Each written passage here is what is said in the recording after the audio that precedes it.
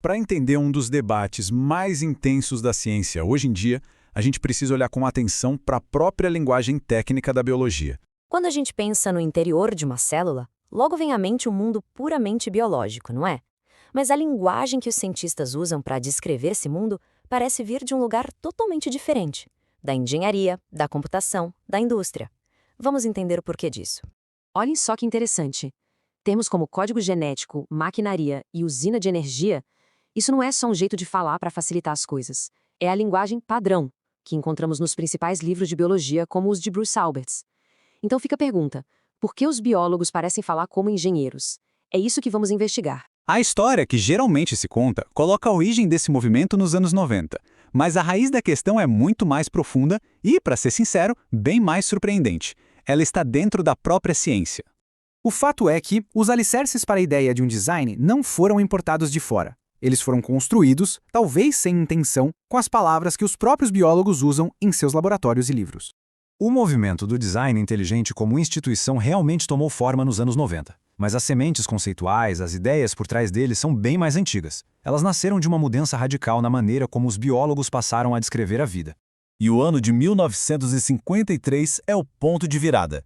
A descoberta da estrutura do DNA por James Watson e Francis Crick não foi só um avanço na genética. Foi, acima de tudo, uma revolução na linguagem da ciência. A descoberta do DNA abriu as portas para uma nova forma de descrever a vida. Os processos biológicos começaram a ser explicados não mais em termos puramente orgânicos, mas sim através da lógica da informação. Foi a primeira vez que a biologia adotou, de forma sistemática, um vocabulário que veio emprestado lá da ciência da computação e da comunicação. A vida passou a ser vista como um grande sistema de processamento de dados. Biggest scientific breakthrough of the 20th century. In biology, I suppose it would have to be the double helix, Watson and Crick discovery of the structure of DNA, which was far more than just the discovery, the crystallographic work, discovering the structure of a big molecule. Because what that led up to was a major revolution in which much of biology became a sort of branch of information technology.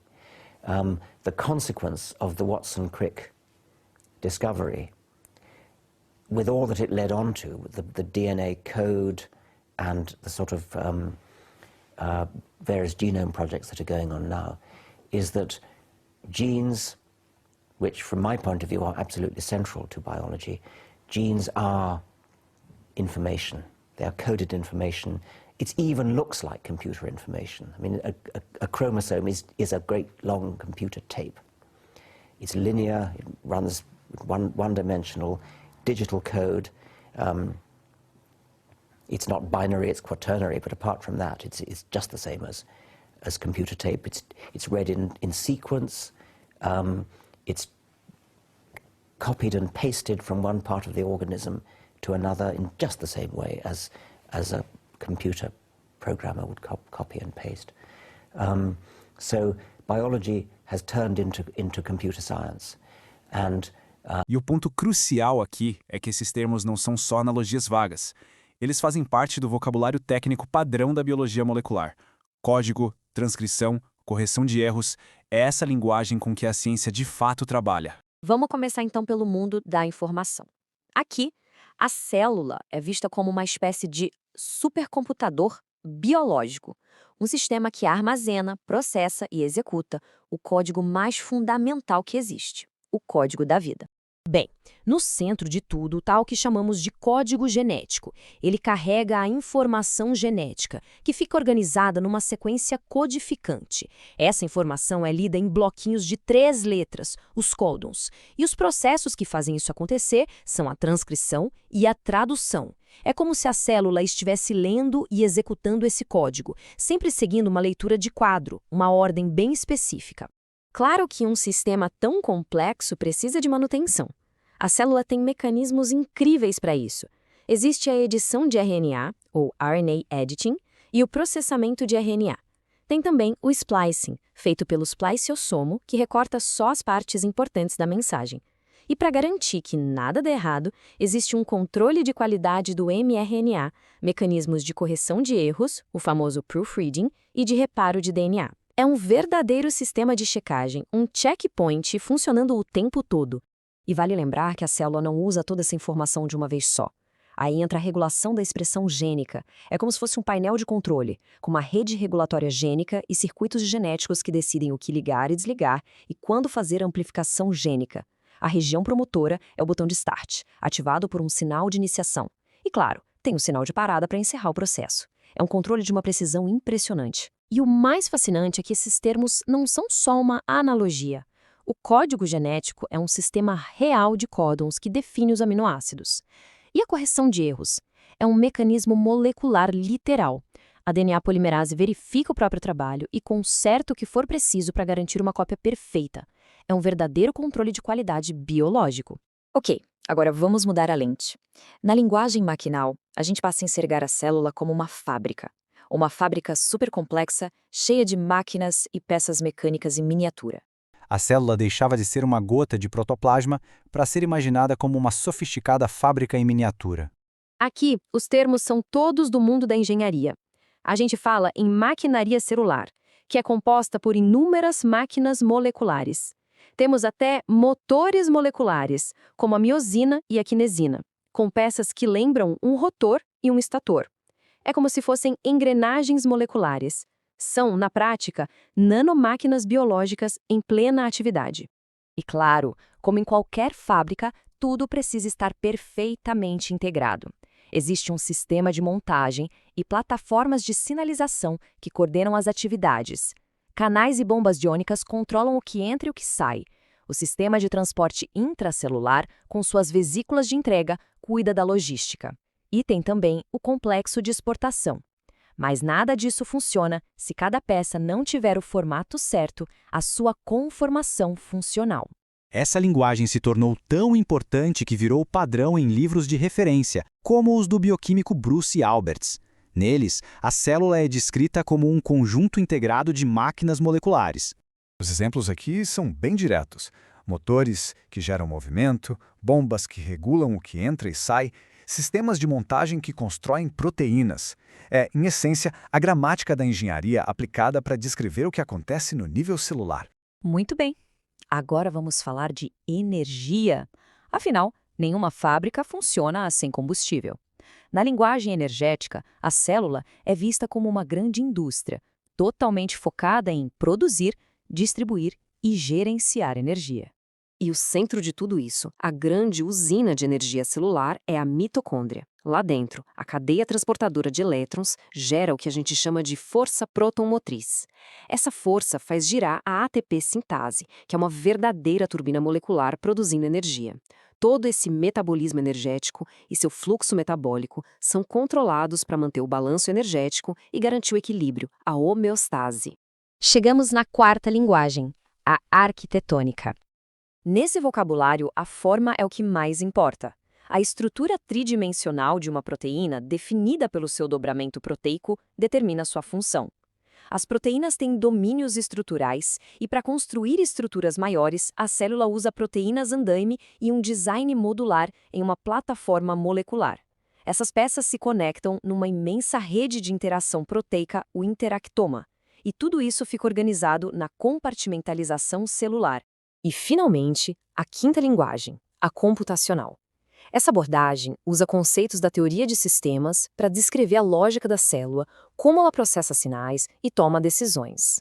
Sob essa ótica, a célula faz o processamento de informação biológica através de um sistema de sinalização celular. Um sinal de entrada, ou input, é convertido numa resposta interna.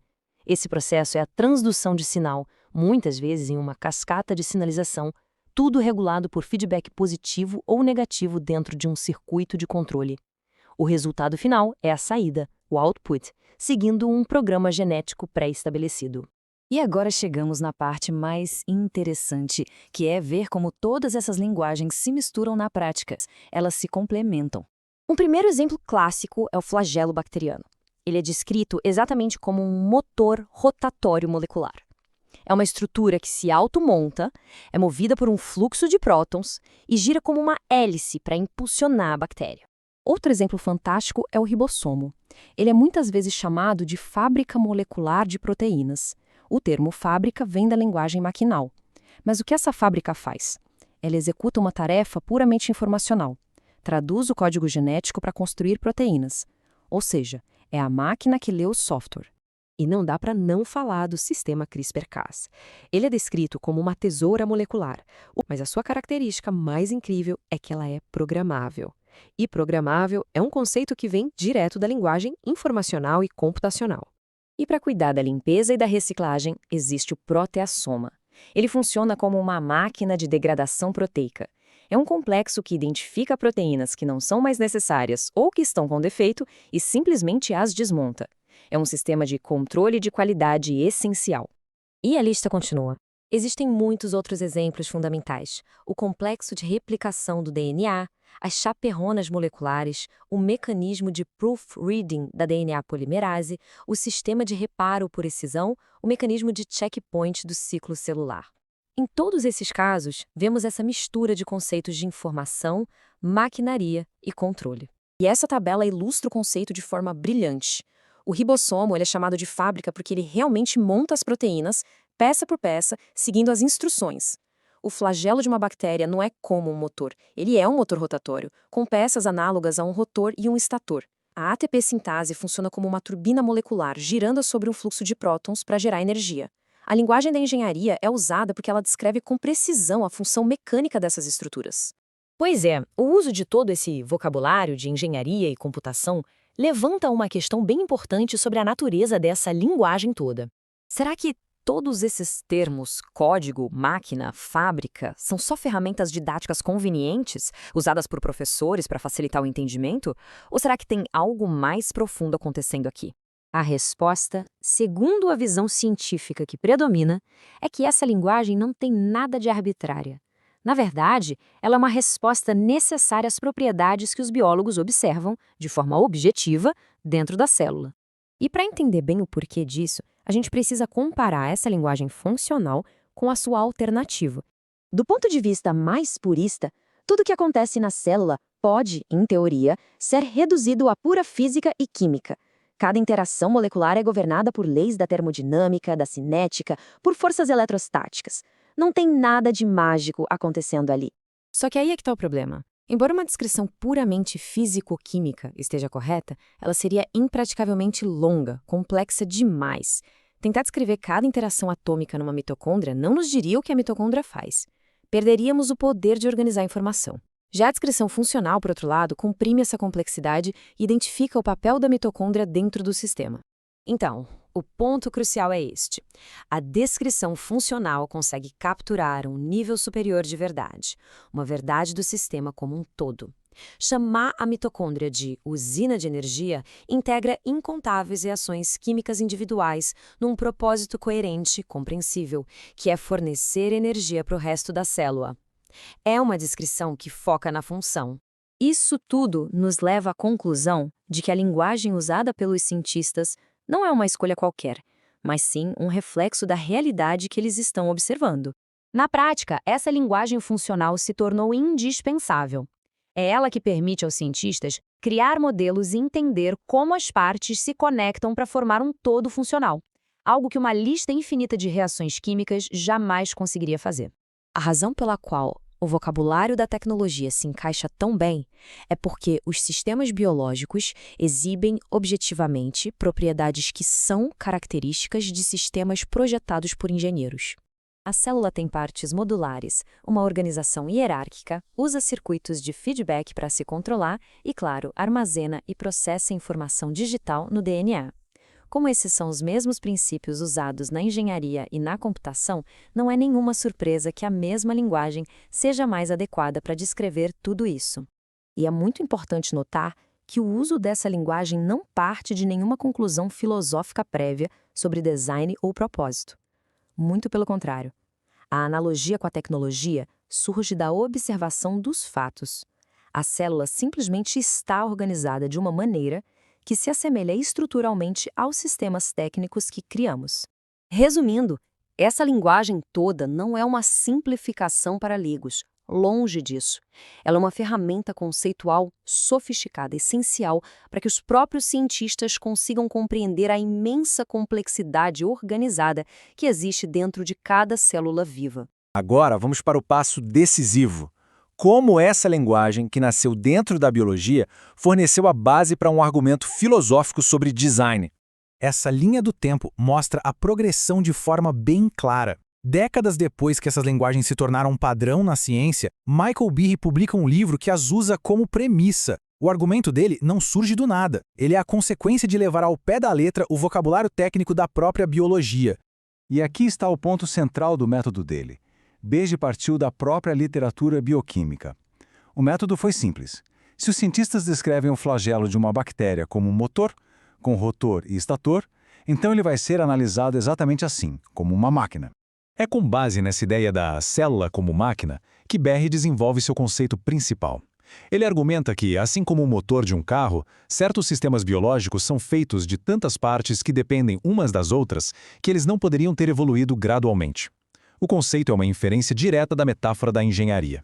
E isso tudo nos força a reenquadrar o debate. Talvez a verdadeira questão não seja um conflito entre biologia e teologia, mas algo mais fundamental, uma questão sobre a natureza da linguagem científica e o que ela revela sobre como nós vemos a vida. Este quadro resume essa transição lógica de maneira perfeita. Na coluna da esquerda, temos a descrição científica padrão. Na da direita, a inferência filosófica feita pelos defensores do design inteligente. E o que conecta as duas colunas? A própria linguagem que a ciência escolheu usar. E esta é a conclusão fundamental. A linguagem do design não foi algo imposto à biologia de fora. Muito pelo contrário, ela foi nutrida e desenvolvida lá dentro. O terreno para a inferência de um design foi preparado pela própria biologia molecular. O que nos deixa com uma questão final e bem provocadora. Quando a ciência usa termos de engenharia e de informação para descrever a vida, essa linguagem é só uma metáfora conveniente ou ela passou a refletir a maneira como a própria ciência, em um nível muito profundo, agora entende o que é um organismo vivo?